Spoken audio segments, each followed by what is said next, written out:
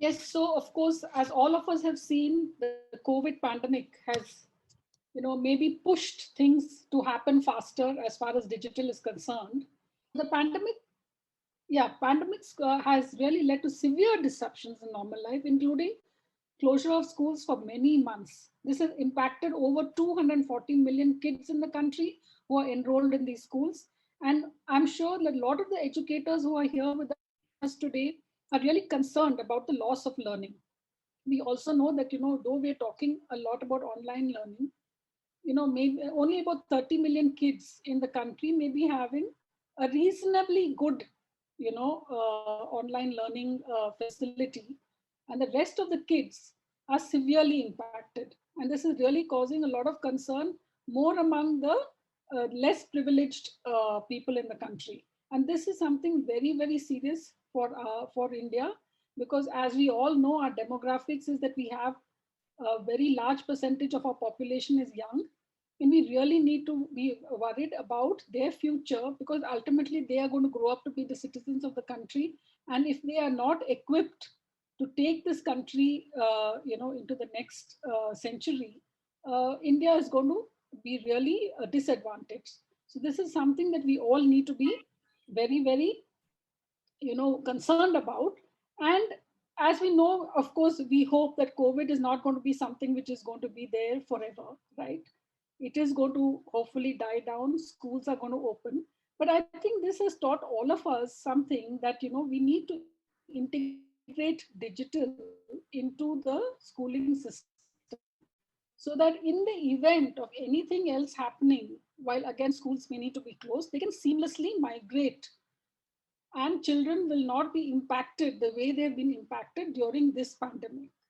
As we all know, a lot of our in the corporate world, there's something called disaster management, backup planning, things like that. So I think now it's time for schools also to enter into this kind of a mode, where they can plan for what happens if we again need to close schools for maybe 3 months, maybe 6 months, maybe not as long as we have closed it now, because we don't know what is going to hit us next. So to mitigate impact of pandemic or maybe any other thing which may come in future, schools will have to remodel and reimagine the way they're going to teach.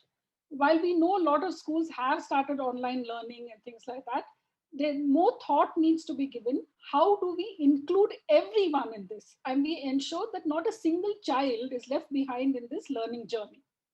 So, and we definitely know that digital cannot replace classroom teaching. There's nothing like face to face teaching. There's nothing like the child being able to physically see the teacher in front of them, have their peer group around them. I mean, that is also a very, very important part of learning, right? Being in a social situation in school is extremely important for children to have an emotional development, besides intellectual development. So there's nothing like, online can never replace a physical classroom, but digital can has some advantages. Firstly, of course, in situations like the pandemic, there's still methods of continuing to teach. Besides that, digital can also allow some flexible and personalized learning methodologies, where kids can learn at their pace. I'm sure many of the teachers and educators here have faced situations where they're the very bright students in class who pick up everything very quickly, and then they disturb the other kids, right? And that is something which teachers do face. While so on the digital in the digital situation, the children can learn at their own pace, and kids who are brighter could maybe be challenged more for their level, and kids who are slower learners do not need to feel that they are slow. They will learn at their own pace and catch up. So definitely, schools will have to reimagine. They have to remodel teaching methods, because the way things are done in the physical world, you cannot just transport it to the digital world. We'll need to have suitable methods to have effective teaching both at school and at home. And so schools will have to leverage the digital ecosystem to ensure that learning goes to the next level. So there are various methods of online learning. You have a synchronous method, where, through video conference or audio conference, it is a live session. It's something like what we're doing now. We have a live session, where everybody participates and the teacher, teaches either via video conference, like an online class, or through audio in situations where maybe video is not available. So that is a synchronous method of teaching. An asynchronous method is when it is not real time. That is, it is not, it is at the any time, anywhere, whenever the child can find the time, place to learn, or have the access to the necessary facility. You can have the asynchronous learning. And schools should keep in mind that the goal is not to try and replace or replicate the face-to-face classrooms over the internet. Anytime, anywhere, and blended learning is also a good way to ensure that you're leveraging the digital ecosystem to enhance the learning of the children. So just doing a replication is not the only method of achieving good digital education. So what are the different modes of digital learning? So you have the online mode where the student has the internet, they have the computer, they have the smartphone. So this is the online mode, which makes things easier for the school because the child is well connected to the teaching ecosystem. So in this method, there are various models which the school can use. So the teacher can actually share online resources, and the kids can go through it and they come prepared, and the teacher will discuss queries during the online interaction through various video conferencing tools. So here so basically in this method, the teacher guides the learners through online resources which they have already shared. So the students prepare and they come more for doubt resolution. The second model could be where they have online classes. So you have your scheduled classes as per the timetable, and the teacher will use some video conferencing tool to actually work with all the students. And then the third model is where the schools actually use some kind of learning management system. So everything is being done through the learning management system, and that becomes a repository for all the content, as well as anything where the children need to access can be done through using learning management systems. And assignment, submission, everything happens through learning management systems. So that is the third mode, which may be the most comprehensive method of using the online mode of teaching. The next mode is a partially online mode where the children do not have access to computers or may have the computer and smartphone, but internet is not available to them always. Or maybe sometimes even the computer or smartphone may not be available to them if it is a resource being used by multiple people at home. In that case, what the teacher can do is send them content which the students will download and access at the time when they can, right? So that is something which the students can do, and then the teacher can interact with them through various methods to understand their learning. So it could maybe at some point in time, maybe some small sessions could be done on video, but other than that, there are other offline methods like WhatsApp or maybe even audio or whatever, so that the teacher can interact with the students. So that is the second method of digital learning. And then you have the offline mode where the child does not have access to internet or computer or smartphone. And the government has started a lot of educational programs through television and radio where the children can actually tune into that particular TV channel, which is there maybe on DD, DTH or something like, and there are various channels like Swayam Prabha or Vande Gujarat, Mana TV, Victor channel. There are lots of channels like that where the student can, tune into those channels class-wise and, get some kind of learning.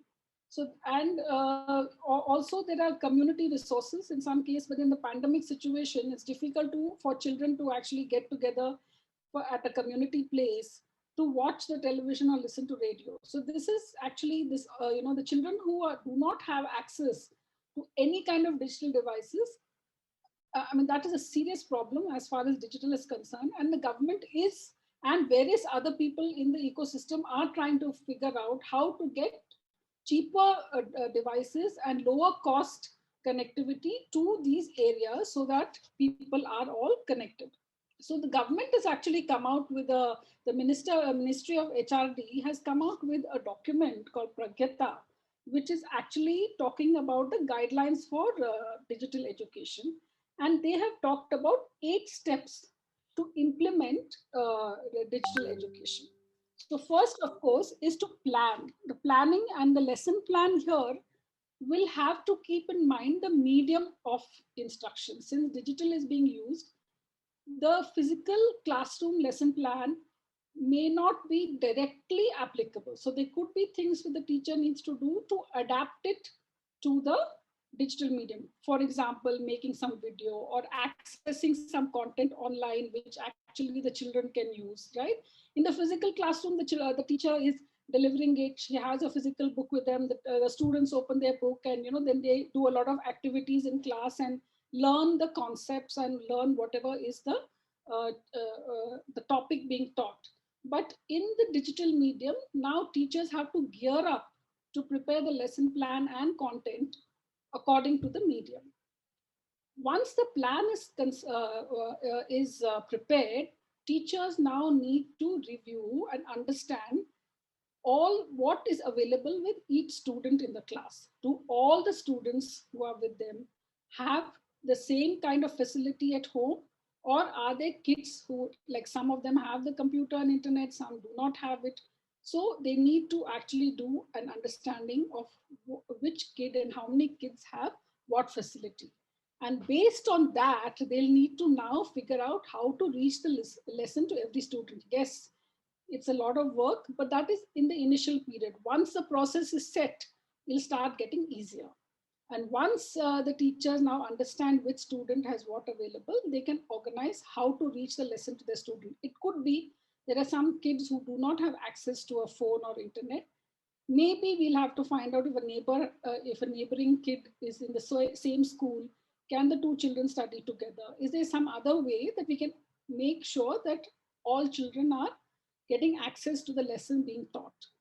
Post that, they need to guide the children as well as include the parents in the teaching as far as digital is concerned, because kids are at home.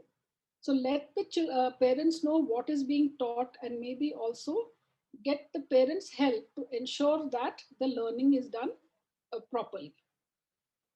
Once we have done that, we need to have sessions, which could be through WhatsApp or could be through video sessions or could be through any other methodology to clear the doubts that kids are having. And we must also, there of course assignments always come into the picture, because activities, quizzes, etc. need to be given to track and evaluate the kids' progress on assignments.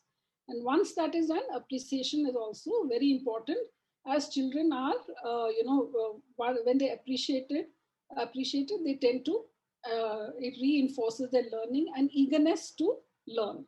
So Pragyata has actually given a good method of how to implement. They have some examples. So the educators here could also download the document, which is freely available, and have a look and see how they can implement it in their schools. So there are guidelines for school heads and teachers. So basically, as I had said earlier, while trying to implement digital learning, the schools first need to do a need assessment. They need to conduct a survey about the ICT facilities at home with every student, and then identify the learning plan. So based on what facilities are available with each student, you need to understand how the learning is going to be imparted, and what is the mode of communication and support based on the facilities for each kid. And besides that, schools also need to provide adequate ICT facilities for teachers. So this is something which is very important, as teachers are ultimately the carriers of all the good things which are going to happen to the students. And we need to ensure that there are good ICT facilities available for teachers at home, provided by the schools.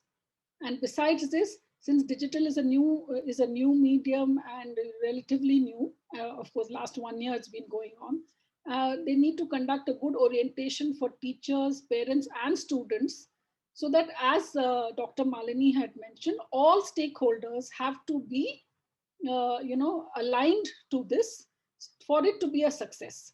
If somebody is not happy about it, this is never going to succeed. So it's important to bring everybody on board, So conducting good orientation programs for teachers, parents, and students so that everybody is on the same page is important.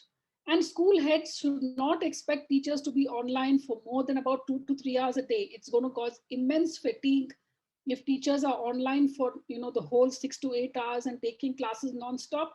It's a tremendous burden. So school heads need to plan how and plan the resources accordingly so the teachers are not online. As we said, there could be different methods for teachers to be supporting kids, and it does not have to be on a continuous method. Teachers can be even available through different methods like messaging, email, etc., to respond to the students. And as far as online is concerned, live classes is concerned, school heads should not expect teachers to be online 2 to 3 hours. I think all of us can understand if we have to be online 6 to 8 hours talking to people, how tiring it can be, right? So school heads should also, give that kind of leeway to teachers. They should set up class-wise messaging groups so that everybody is, online, not online, everybody is informed on what is happening and communication is seamless. And besides that, the teachers and schools should also prepare a timetable where online is there as well as offline activities for students so that teachers can assign offline activities which children will do uh, at their own pace with maybe guidance from parents or any other guardians, so the teachers don't have to be with them at that point in time. So these are a few guidelines for school heads which has been given in the Pragyata document, which the educators can go through. Besides this, of course, there are certain guidelines for parents. The digital can cause various kinds of problems at home, so parents should watch out for any signs of anxiety, depression, anger, because there are some studies which show that prolonged exposure to digital devices and medium can cause some kind of psychological, may have a psychological impact. So parents should make sure, just watch out for these signs so that a corrective action can be taken quickly. Must also check if the child is being secret about, as we all know, children are like very adept at actually adapting to digital, and they figure out everything so quickly. And and the internet is not a very, it can be quite a dangerous place for young children. So they need to check if child is being secretive about online usage. So that is something they have to take care about. And parents need to ensure that the child, it can get addictive. Online can get very addictive. So parents have to combine their online time with offline fun activities and get them involved in physical activities like some exercise, some other play, etc., so that they are not in front of a screen all the time. The other safety measures: keep the laptops or computers in common areas. Don't let the children stay alone in a room without supervision, because without somebody at least keeping an eye on what is happening. They don't need to sit next to the kid, but make sure that the laptops and computers are in common areas, and you develop rules for use of digital devices in consultation with kids. Again, as we said, all stakeholders need to buy into this. So if children are also involved in the digital rules, they are more likely to follow it rather than being ordered that you do this. If you involve them and make the timetable, kids are likely to follow it. And make sure that the children are aware about netiquette. How do you behave on the internet, and what can you do, what you should not do. So there are guidelines on etiquette which the parents need to inform kids, and parents may need to make sure relevant parental control and safe search is there in the browsers for the safety of their own child. And besides this, parents also need to regularly communicate with teachers and school authorities to ensure that the learning at home is happening well, and maintain a routine for all activities, not only learning, it is also all the other activities for the child. And besides this, do not force kids. There are some kids who take time to adapt to digital learning, so you should not force children to start using this medium. They will at their own time. So I have heard from a lot of people where kids in the initial months found it very difficult to actually do this, sit in front of the computer and listen to the teacher online for hours together. But slowly they are now adapting to it and things are getting better. So these are a few guidelines for parents as far as digital learning is concerned. Besides that, there are guidelines for students also. They should maintain a timetable for both digital and physical. They should also read physical textbooks and not become total digital citizens and do experiments. As Dr. Malini had mentioned, experimental learning is also very important, which is away from digital devices. They actually, when we're talking about vocational training, etc., it cannot everything be in the digital world. We need people to also do things in the physical world. So it's important that students also do the same, and they restrict the time for digital socializing. So that is something where the parents need to step in and make sure that it's the digital medium is not being used excessively for socializing, but that is also where children can get affected by various predators who are there on the internet. So we need to be very careful about that. And children also need to make sure that they take small breaks during the online activities so that they do not get that fatigue, which is they continuously sitting in front of the computer, and they do not start having other physical issues like problems, with the back or eyes or something like that. So we need to ensure small breaks are taken and not to use digital devices at least an hour before sleeping. Besides that, children also should seek parents' permission before sharing any personal information on the net. They also should be aware of cyberbullying, so they should know what is happening and not and be aware of that so that they do not get trapped by something like that. Be aware of etiquette and behave responsibly. So these are some guidelines for students in the digital learning environment. So, as we said, digital education is something which is now happening all around us, and the government has also taken a lot of initiatives to ensure that digital India becomes a reality. So there are things like Diksha, which is a platform with textbooks and e-content for teachers and students to access. And you have something. There's a channel called Swayam Prabha, which has one TV channel per class for standards 1 to 12. Then you have another online courses in the open source format for open schooling for people who want to get in for open schooling. There's also online courses. IIT PAL, this is a free resource for online coaching for IIT JEE and NEET. Then there's Shiksha Vani, which is a podcast for CBSE content. And they've also got something called DAISY for visually impaired and hearing impaired learners. So there are a lot of national initiatives which have been taken up for digital education, which can be leveraged by schools as well as learners to get the maximum benefit. Yes, a lot of this will not be supported in the sense you will not get the service and support because it is something which is there. And so there are also other resources which are available for use by schools to ensure that digital learning is available for kids. Next. Yeah, so as Lucy has said, there are digital learning has come to stay.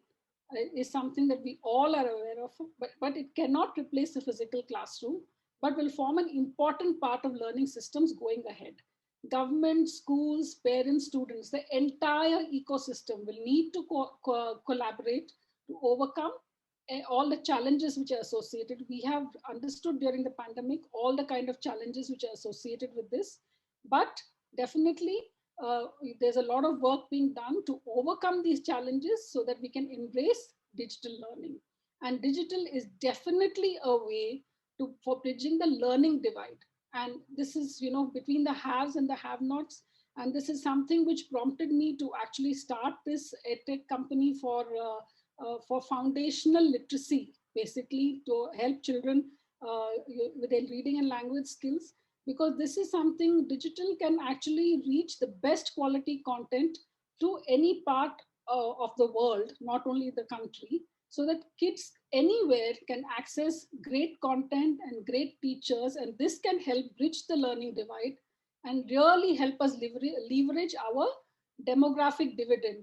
As we all know, we have a young population, and ensuring that they get the exposure to the best learning resources is the way India can actually leverage the young population who are actually going to become the citizens of the future and take our country forward. I would request the audience to have a look at the various guidelines which are being published by the government so that they can leverage digital learning.